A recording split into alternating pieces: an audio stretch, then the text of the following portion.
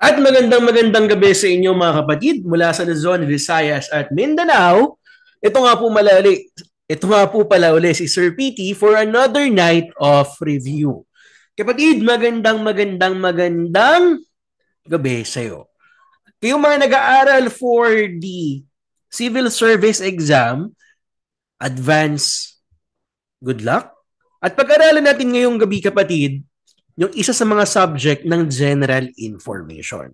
Pero bago lahat yon, samahan niyo muna ako sa panalangin na ito.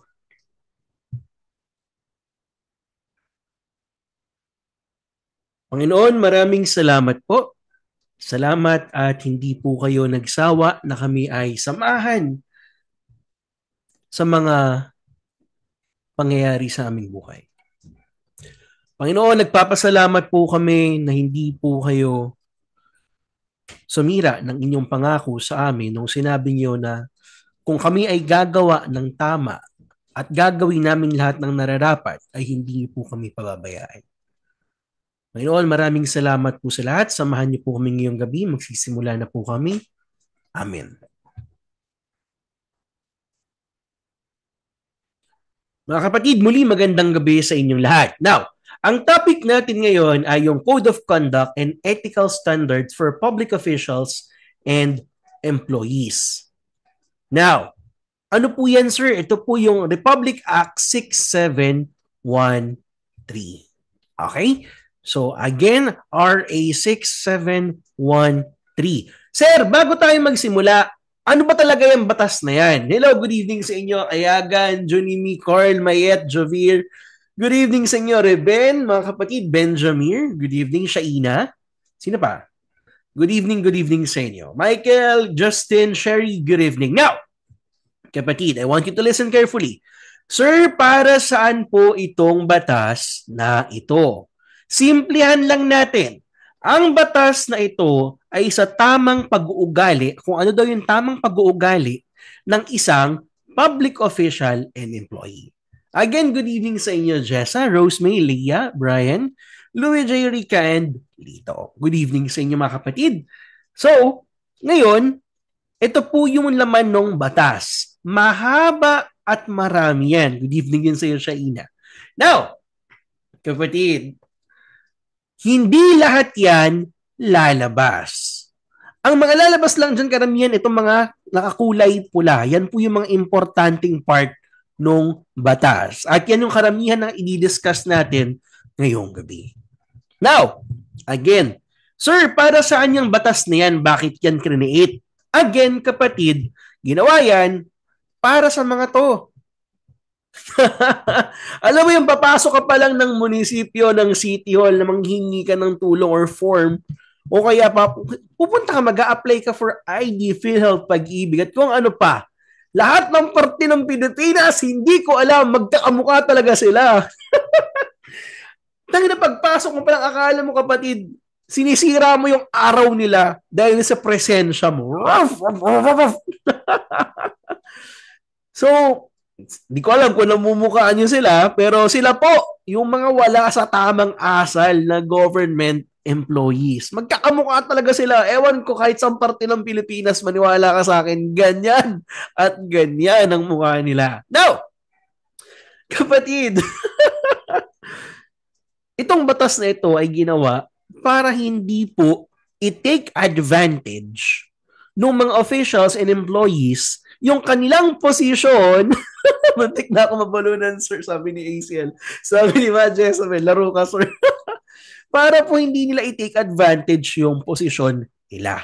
Now, kapitbahay namin yan, sir. Gago.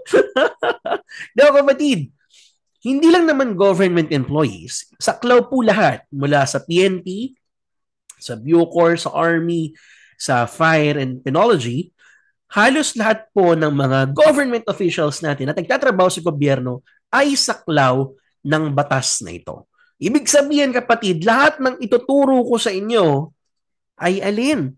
Yung tamang pag-aasal at pag-uugali at mga kailangan gawin ng mga government employees. Okay ba? Now, hello Ayagan, good evening kapatid. Congratulations nga pala sa'yo. Now, Ang pangalan ng batas na ito, please take note, ay Code of Conduct and Ethical Standards for Public Officials and Employees. Sir, kailan po naaprubahan yan sa pagiging batas? O, take note mo, February 20, 1989. 2 years after maaprubahan ang ating Constitution, saka po na isabatas itong Code of Conduct. Okay? With that said, forward tayo. Now, kapatid, ito po yung sinasabi nila na Alin. Para saan daw tong batas na ito? Ito raw po ay para magbigay ng mataas na standards. Kunyari sa jowa mo, kung gusto mo maputi, mahaba buhok, malaki ang balakang, malaki ang at kung ano-ano pa, meron kang standards. Kagaya sa ating gobyerno, itong batas na ito ang nag-set ng mataas na standards na dapat daw po sila ay may integridad, responsable, competent, loyal, at marami pang iba. Forward tayo ngayon. Now, kapatid, tignan muna natin yung mga terms na ginamit dito para lang familiar ka doon sa mismong batas. Ito, papahapyawan ko lang. Now, kapag sinabing gobyerno dito sa batas na ito, ang tinutukoy niya ay yung mismong buong Pilipinas. Kapag sinabi naman na public official, ang tinutukoy niya ay yung mga alin, mga opisyales at empleyado ng gobyerno. Mapa-elective, meaning po ibinoto, for example, si mayor, or appointive, inilagay. Again, ang elective, ibinoto, kaya nasa posisyon. Ang appointive, inilagay. So, anong example ng inilagay? Yung mga sekretary ng DILG, sekretary ng mga ahensya. Hindi naman binoto yan. Ang naglagay dyan, yung presidente. O kaya naman yung mga kapulisan natin, inappoint sila doon. Again, ang elective, ibinoto. Yung appointive ay inilagay sa posisyon. Now, when we say gift, ito na. Hanggang mamaya, pag gagamitin natin tong word na gift. Kasi itong word na ito, kapatid, makinig ka. Ito po ay maaaring bagay o kahit na ano, please take note, na nagbibigay ng parang utang na loob, nanghihingi ng kapalit. Take note, ito raw ay kahit na anong bagay na kung saan nagparang nanghihingi ng utang na loob o nanghihingi ng kapalit. So, gift ang ginamit na term. Yes, very good, Mas Jezabel. Para siyang bribery, pero hindi nila ginamit yung word na bribe. Gift ang ginamit. Okay? So, kahit na anong bagay na nanghihingi ng kapalit, that is considered, we call that gift dito sa batas. Now, please take note, hindi lahat ng ibinigay, for example, may police officer, binigyan ko ng Jollibee Chicken Joy. Halos wala namang halaga yung Jollibee Chicken Joy. Take note, kapag ang gift ay hindi naman ibinigay ng parang hinihingi or walang halaga, hindi po yan considered as gift. Anong example niyan? For example, di ba minsan bumababa si mayor o presidente ng lugar? Sinabitan ng sampagita, considered ba yun as bribery? Hindi. Kasi wala namang halaga yun. So kapag yung isang bagay ay ibinigay pero wala naman siyang mabigat na halaga, yun ay hindi gift. Ibig sabihin, walang kapalit eh. Hindi naman pwede yung sampagita, bibigay sa iyo yung lupain doon. Hindi naman ganoon. Okay? So again, yung gift, ito po yung may pwedeng pera, pwedeng gamit, pwedeng ari-arian na ibibigay sa isang public official na may kapalit. Forward tayo. Now, when we say receiving any gift, ano naman po yan? Tumanggap ka directly, ikaw mismo na public official, or pwedeng alin? Pwede pala sir na alin? Kapamilya mo, kamag-anak mo. So, take note, ang batas natin malawak. Kasi isinisip ng ibang tao, sige, hindi akong kukuha, yung anak ko na lang papuntahin ko dyan. Pucha, kasama pala yung anak, kasama pala yung kapamilya, na pag tumanggap ka is receiving any gift din. Saklaw. Now, ano naman tong loan, sir? When we say loan, kapatid, simplihan lang natin. Maaring pinautang ng pera or, sir, ano ba yung comodatum Ibang term yan is pinahiram. For example, si Kibuloy. Ako ay mayor. Mayor ako ng isang syudad sa Mindanao. Hiniram ko yung jet ni Kibuloy. Kapatid, we call that loan. Pinahiram ko sa iyo yung jet ko. Okay? So, when we say loan, pinahiram, pinautang, or pinahiram ng gamit via comodatum. Now, forward tayo. Kapatid, when we say substantial stockholder, simplihan ko lang, may pagmamayari ka sa isang korporasyon. Alam mo naman na to, yung bumibili ka ng stocks ng Jollibee, ng SM, at iba pa. May pag-aari ka doon. Pero, take note of the keyword, substantial. Ibig sabihin yan, malaki ang pag-aari mo. Malaki ang ari mo. Charot. Now, ibig sabihin yan, kasama ka sa kumokontrol ng korporasyon. Ano ba bang example niya kung di sila Villar? Kung saan, alam natin meron silang parang korporasyon. And yung mga Villar, sila yung may substantial stockholders doon. Malaki ang paghawak nila doon sa kanilang kumpanya. Now, when we say naman family of public officials or employees, kapatid, sino yan? Ito naman po, take note, ito naman yung asawa mo at mga anak mo, mga chikiting na wala pang 18 years old. Kasama ba nanay mo? Kasama ba tatay mo? Kasama ba kapatid mo? Hindi. Mamaya, importante to. Malalaman nyo kung bakit. Take note pag family lang ang term, asawa mo at mga anak mo na hindi pa kasal at hindi pa lalagpas ng 18. Forward tayo. Now, kapatid, when we say person sa batas, ito po ay maaaring normal na tao, ipinanganak ka, may tite, may pepe, tao ka. Pero, ang tanong dito, sir, ano ba yung juridical person? Yan po ay tao sa papel. Ibig sabihin, isa kang korporasyon. For example, si Jollibee ulit, si SM, and so on. Sir, bakit may juridical person? Simple lang. Gumagawa tayo ng juridical person dahil yung corporation, for example, Jollibee Corporation, yung binibigyan natin siya ng karapatan na parang isang tao. May karapatan siyang magkaroon ng ari-arian, may karapatan siyang proteksyon ng sarili niya, and so on. So, hindi siya tao, kumpanya siya, pero may karapatan na parang isang tao. Yun po ang ibig sabihin ng juridical person. Now, sir, ano naman po yung conflict of interest? Simple lang ito, huwag natin gawing komplikado. For example, kapatid, may pagmamayari kang isang negosyo. Okay? Ang negosyo mo ay subdivision. Okay? Now, ikaw ay tumakbong mayor at ginamit mo yung posisyon mo para kamkamin yung mga lupa sa lugar na yon at magpagawa pa ng maraming subdivision. Meron pong clear na conflict of interest. Bakit?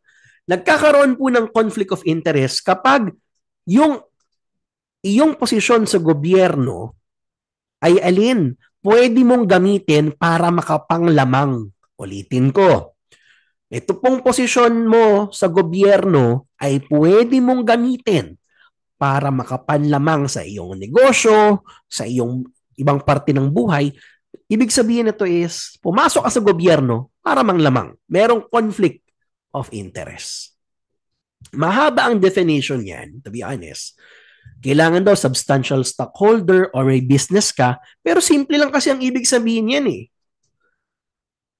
Meron kang negosyo, meron kang kahit na anong trabaho, labas sa trabaho mo sa gobyerno, at pwede mong gamitin yung kapangyarihan mo sa gobyerno para lumamang sa iba.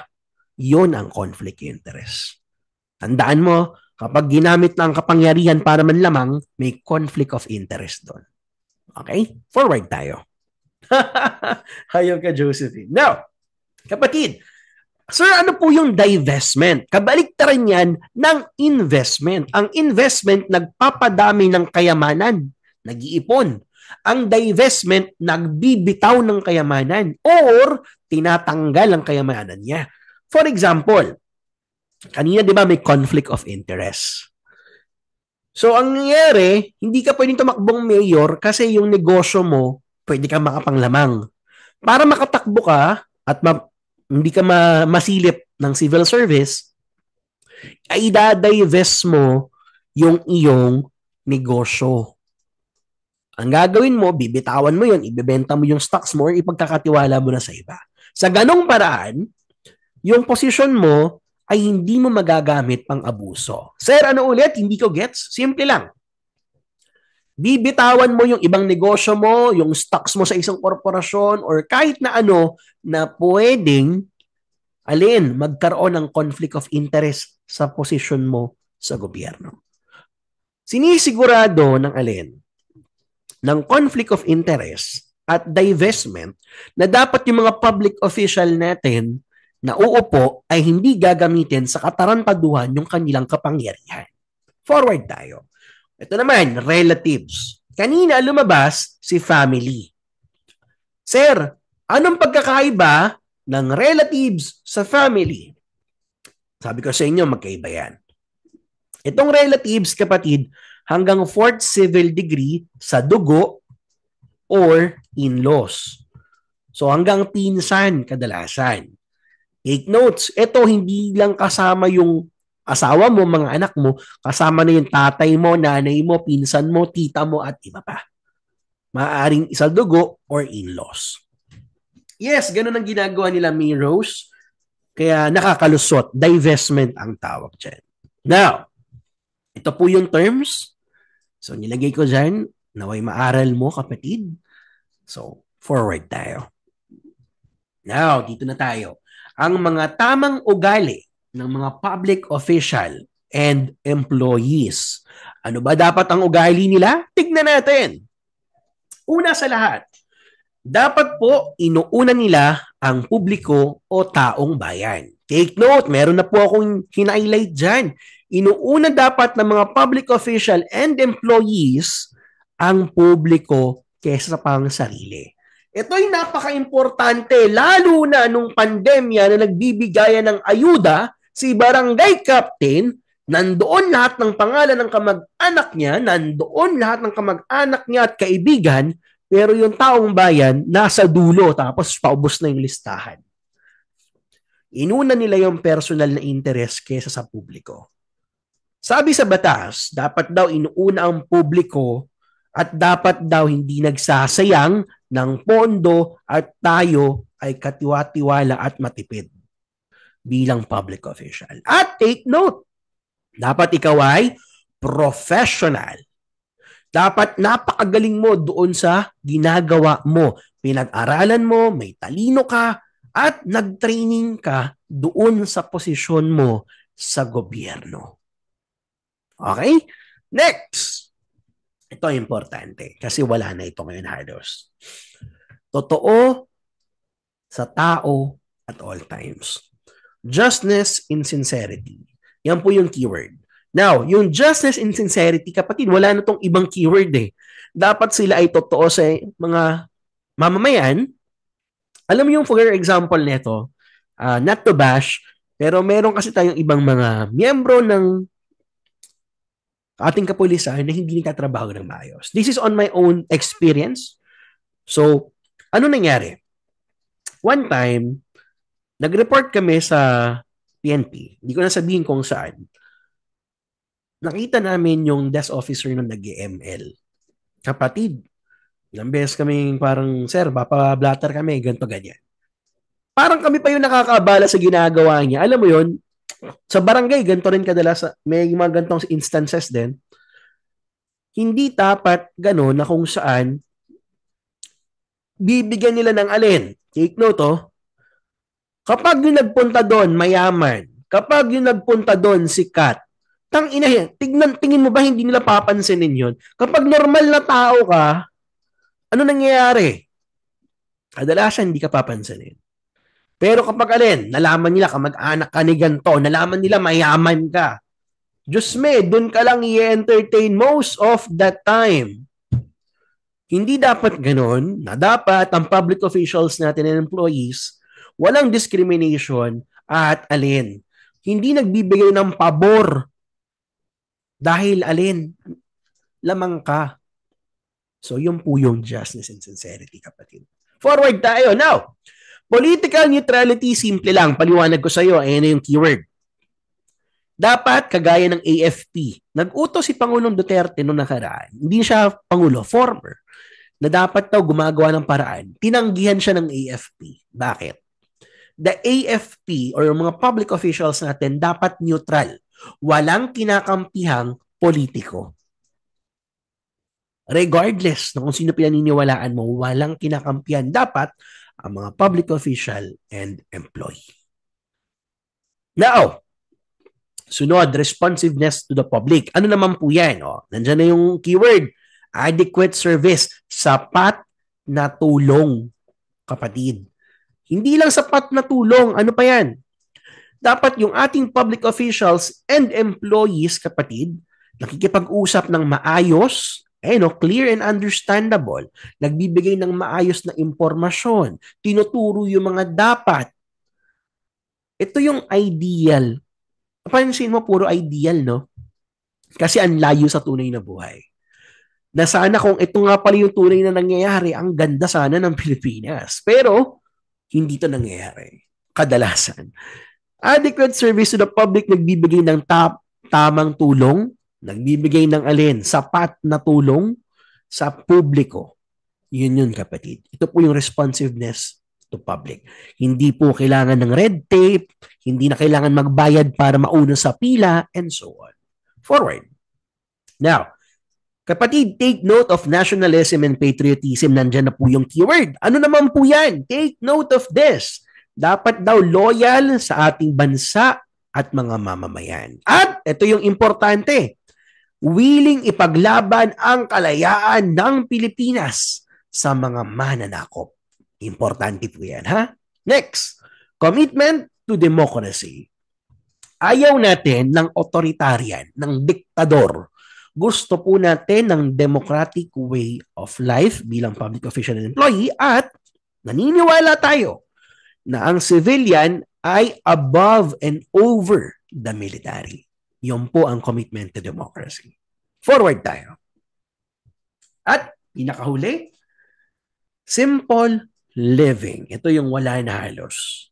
Na dapat ang mga public official and employees ay payak ang pamumuhay. Hindi bongga yung bongga. Hindi nagpapakita ng sobra-sobrang karangyaan.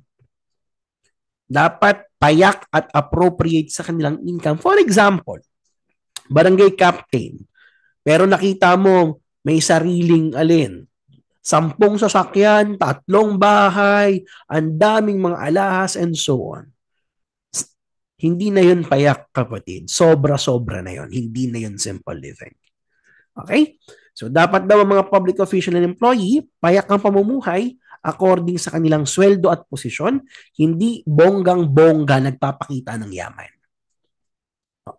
Ayan po ang mga dapat na ugali ng mga public officials and employees. 8 yan, kapatid. Huwag mong kakalimutan. Forward tayo. Now, dito, pag-aaralan natin kung ano yung mga duties ng mga public official and employees. Sir, ano po yan? Please take note. Number 1, lahat ng public official and employee dapat take note within 15 days. Ano pong 15 days? Kunyari, nag-email ka sa kanila. O kaya naman, naghingi ka ng request. Dapat within 15 days ay magre-reply po sila. Next.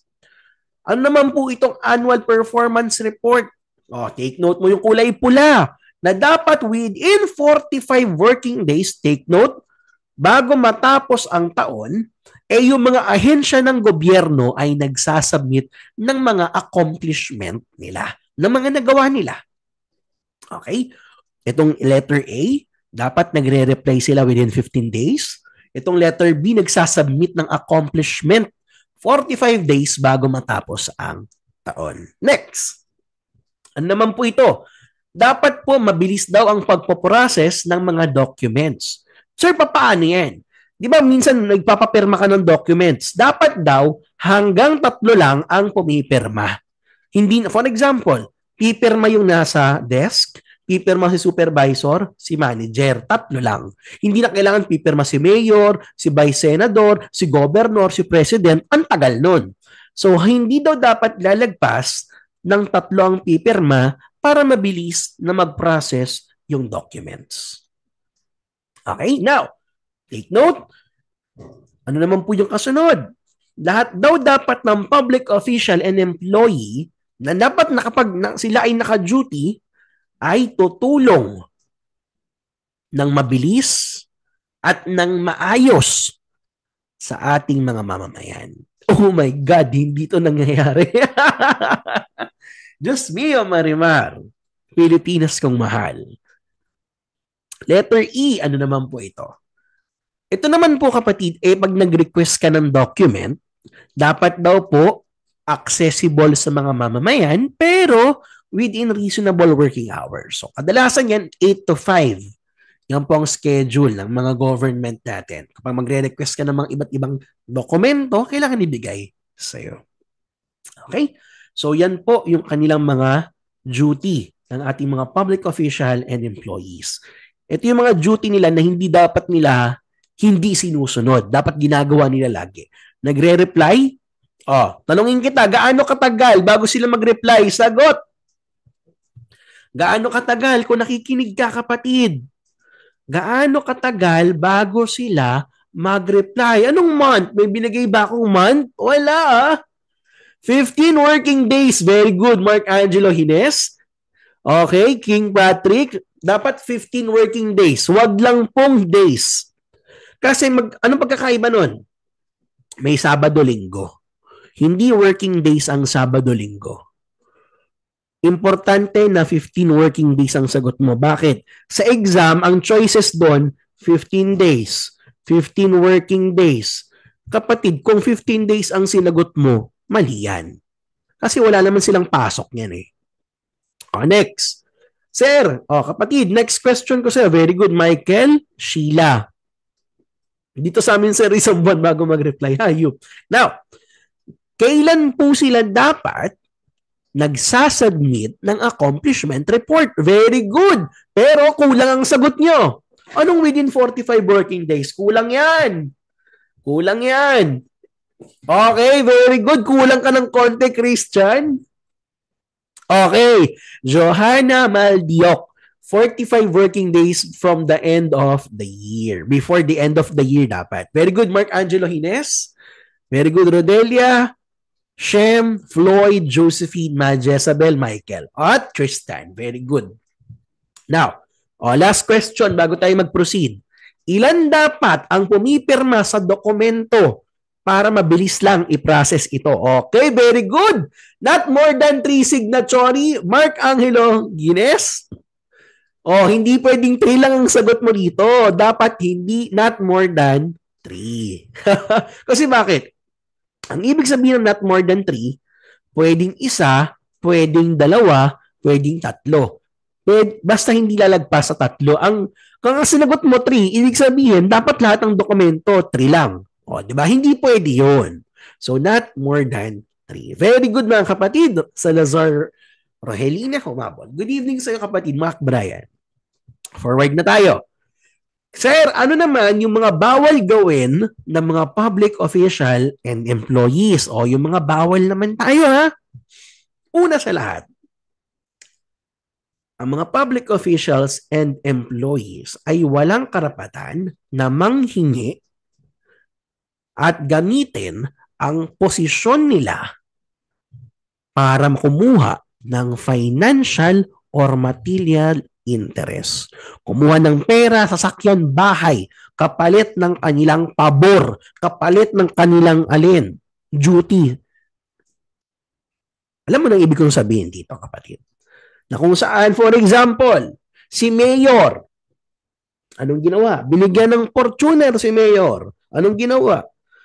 Dahil binigyan si Mayor ng Fortuner, inaprobahan niya yung isang bagay na hindi niya naman dapat gawin. For example, yung construction company, yung kalsada, wala namang problema, giniba-giba nila.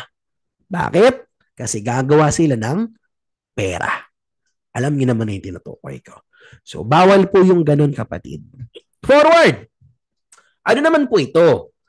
Kapag ikaw ay public official and employee, bawal na may trabaho ka sa kahit na anong private. Bawal. Bawal na may negosyo, may trabaho. Itong number one, private enterprise, bawal ka sa negosyo, bawal ka magtrabaho sa labas. For example, may sarili kang business, Jollibee. Kailangan mong i-divest yun. For example, nagtatrabaho ka pala sa labas.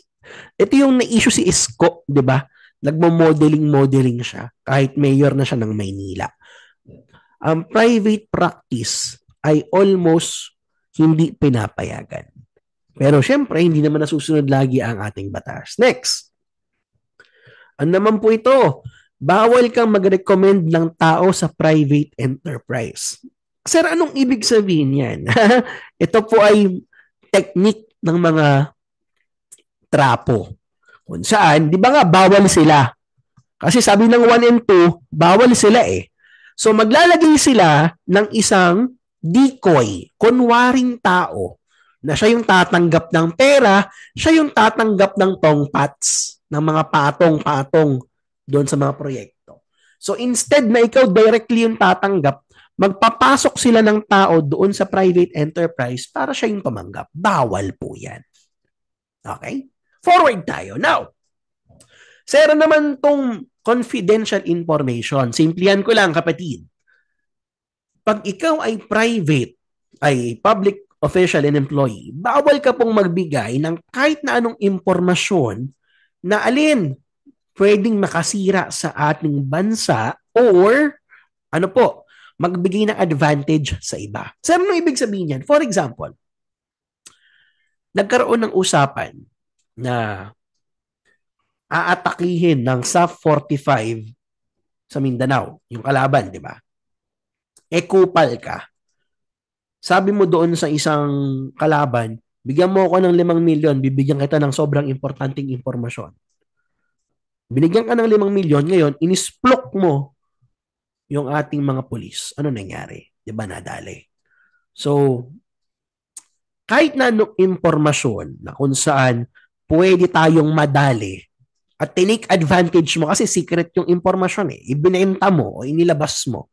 Ano bang example nito? Isang example nito is unverified ito, hindi sobrang sure, pero lumalabas tong kwento na ito na alin? Na si Ninoy Aquino daw, inisplok sa Malaysia yung plano ni Pangulong Marcos na bawiin yung Sabah. Kung narinig niyo na tong balita na to before, yung tungkol dito, gumawa daw si Pangulong Marcos Ferdinand Sr. ng isang special strike team ng trabaho bawiin yung Sabah, yung nasa ibaba ng Mindanao. Hindi na tinabawi ang Sabah. Bakit? Kasi si Ninoy Aquino raw ay isinumbong sa presidente ng Sabah. Ngayon, nag-abang sila doon ng army nila. Hindi nakapasok yung mga Pilipino. So, hindi natin nabawi. So, yung mga ganong klase ng confidential info, pag inilabas mo bilang public official, ay may penalty. May punishment. Forward tayo, kapatid. At ito na po. Take note, bawal tumanggap at bawal manghingi. Take note, bawal tumanggap, bawal manghingi. Ang mga public official and employees ng kahit na ano na gift o loan o kahit na ano na kung saan gagamitin nila ang kanilang opisina, ang kanilang kapangyarihan na kapalit. Okay? For example, yung nangyari mga Pogo Hub, yung mga Pogo na kung saan nagkalat sa Pilipinas. Yung isang pinakamalaking Pogo dito sa, alam nyo na kung saan naaprubahan. Bakit naaprubahan yon? Siyempre, alam na may magic. Alam nyo na yan. Ano pa? Yung mga SK natin. Diba? Alam nyo na yon. So, bawal po silang manghingi or tumanggap. Forward tayo, kapatid. Take note. Sir, pwede bang tumanggap? Pwede po ba? Pwede naman. Anong pwedeng tanggapin? Kapag tayong mga public official and employee ay binigyan ng gift mula ng ibang bansa, ano ang mga pwedeng payagan? Ang pwedeng payagan ay alin? Take note, souvenir. Pwede. For example, nung nakaraan, binigyan ni Putin ata ng espada, kung di ako nagkakamali si Kim Jong-un. So, yung mga ganong bagay na hindi naman material ang value, kunyari, binigyan ka ng bulaklak, binigyan ka ng baso, yung mga hindi naman masyadong mabigat ang halaga, nagpapakita lang ng friendship ng dalawang bansa, pwede yan. Pangalawa, binigyan ka ng scholarship, pwede yan. Binigyan ka ng fellowship, pwede yan. Or ikaw ay ipinagamot sa ibang bansa, sinagot na, sabi ng Amerika, o sige, dali mo yan dito, kami na magagamot dyan. Pwede yon. Pangatlo, or pag binigyan kayo ng ibang bansa ng alin? Ng travel expenses, sagot nila yung travel. Pwede yon. Basta hindi sobra-sobra. For example, sabi ng Dubai, o punta kayo dito, Mayor. Pagdating doon, pag open, nasa Burj Khalifa ka, penthouse. Pag open ng kwarto, may nakita kang mga na kung saan sapatos lang ang suot, nagsasayawan. Diyos me! Pwede ba yon? Hindi. Dapat, please take note, alin, nominal lang yung value, tapos, hindi siya sobra-sobra. Okay? So, tandaan, pwedeng tumanggap ng souvenir, pwedeng tumanggap ng scholarship, ng fellowship, ng tulong medical, ng transportation, basta hindi sobrang bongga. Pwede. Now, kapatid, ito po yung mga bawal, ito po yung mga bawal gawin ng mga public officials. Okay, forward tayo. Dito na tayo sa importante. Kung saan marami nang napabagsak na politiko ito. Ang tinatawag nating statements of asset, liability, and net worth. Now, kapatid, lahat po ng public official and employees, kasama na ang kanilang asawa at mga anak na hindi pa lumalagpas ng 18, na hindi pa kasal, kapag nag-submit niya sila ng SALN, yan po yung kasama. Paliwanag natin. Excuse me. Dito muna tayo. Diba, for example, may asawa ka, may anak kayo, hindi pa kasal. Ito po yung dapat nakalagay sa SALN mo. Una sa lahat, real property. Sir, ano po yung real property? Bahay, lupa. Mga bagay na hindi mo kayang buhatin. Mga bagay na nasa lupa.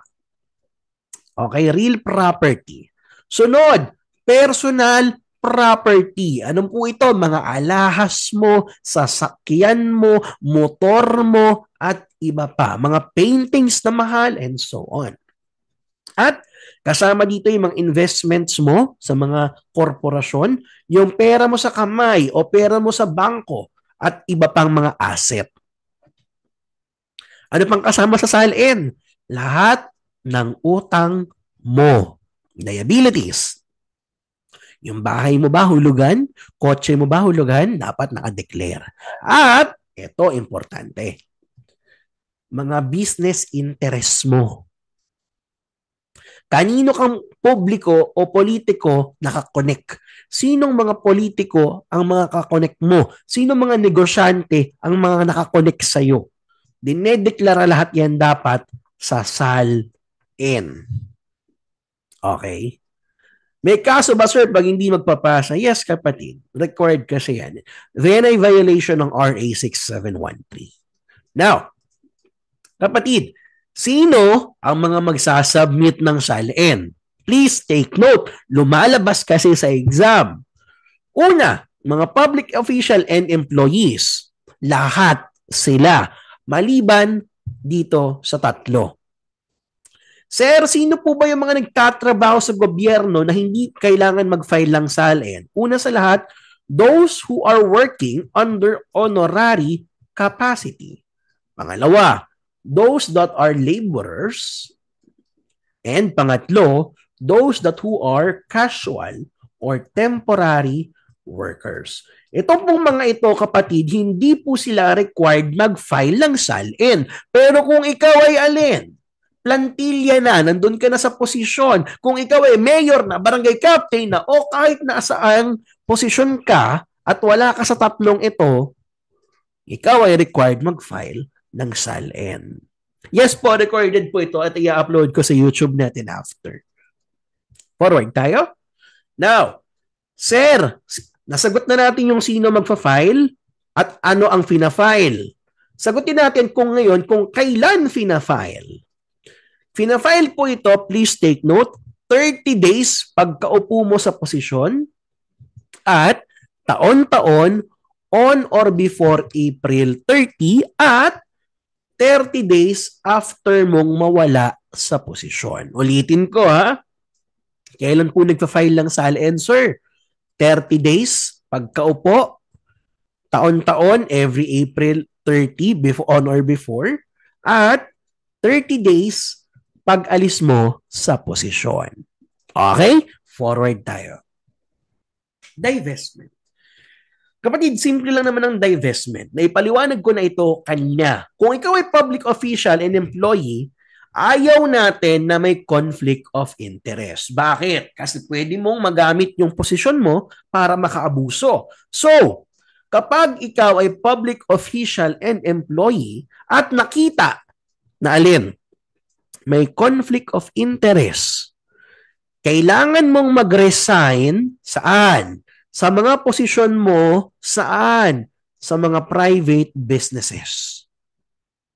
Or alin, bitawan mo yung mga pag-aari mo sa mga negosyo para walang alin, conflict of interest. Okay? Nabaliwanag natin kanina, kailangan mo either mag-resign or bitawan mo yung negosyo o korporasyon para hindi maging conflict of interest sa trabaho mo sa gobyerno. Forward tayo. Sir, paano kunyari yung negosyo, partner ako, tapos ang negosyo ay sa amin ng kapatid ko. Ito ay for example, grocery. Sir, kailangan ko po bang mag-divest? Yes po. Bawal ka pong magkaroon ng partnership, divestment po.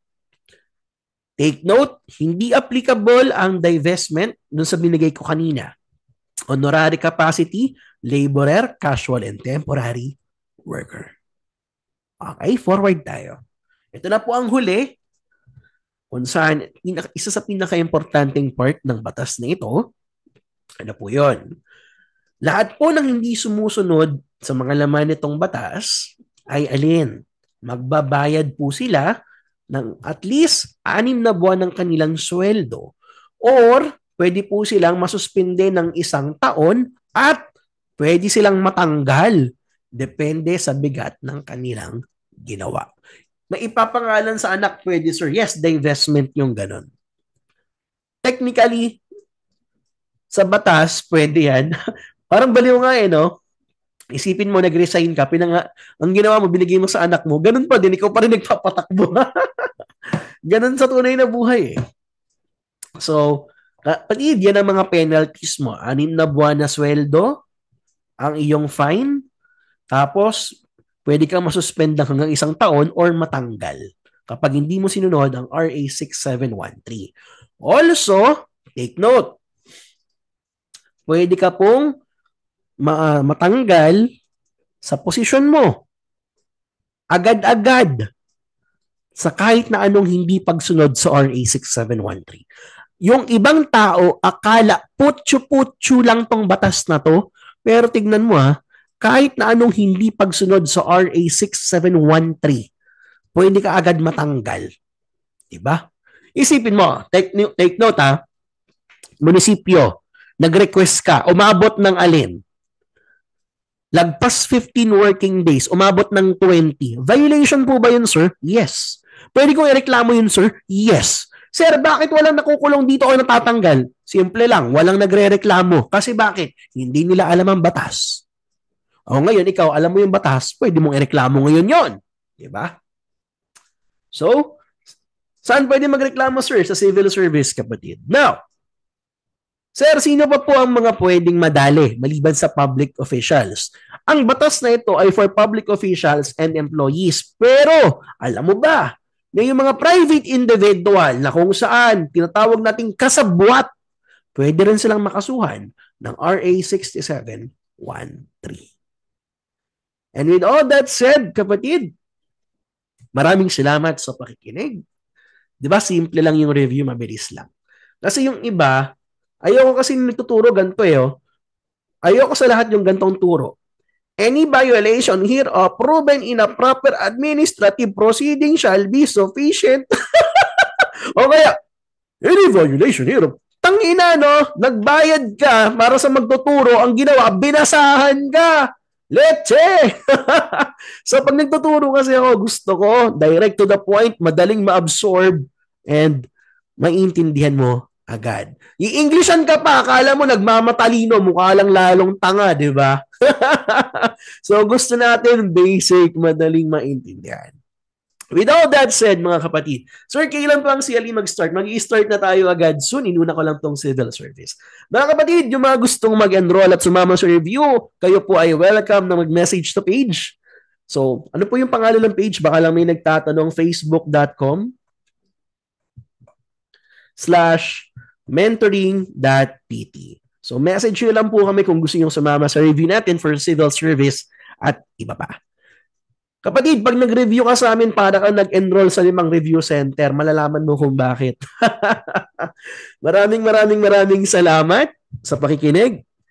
At kapatid, this is your Sir PT always reminding you, do the hard work, especially if you don't like it. Kapatid, gawin mo yung mahirap dahil yan ang magpapadali ng buhay mo. Magandang gabi sa inyong lahat. Mag-iingat mga kapatid. Love you all. Bye-bye!